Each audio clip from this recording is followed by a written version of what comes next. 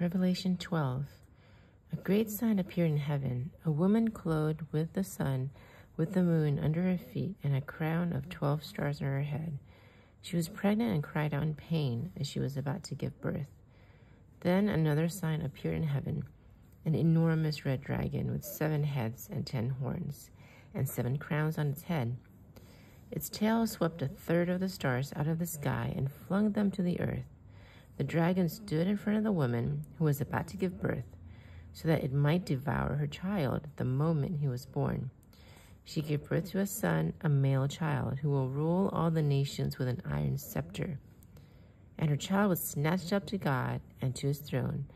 The woman fled into the wilderness to a place prepared for her by God, where she might be taken care of for 1,260 days. Then war broke out in heaven. Michael and his angels fought against this dragon, and the dragon and his angels fought back. But he was not strong enough, and they lost their place in heaven. The great dragon was hurled down, the ancient serpent called the devil or Satan, who leads the whole world astray. He was hurled to the earth and his angels with him.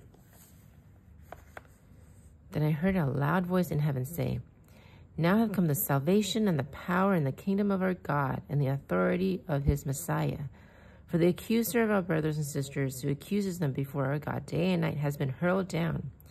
They triumphed over him, and by the blood of the Lamb and by the word of their testimony, they did not love their lives so much as to shrink from death.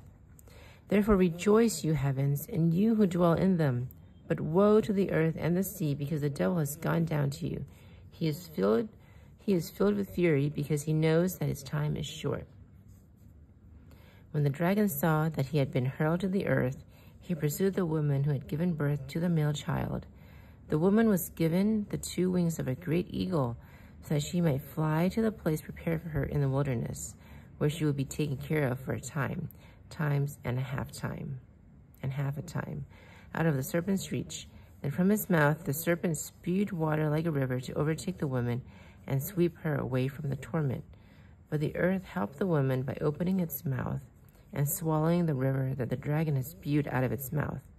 Then the dragon was enraged at the woman and went off to wage war against the rest of her offspring, those who keep God's commands and hold fast to the testimony about Jesus Christ.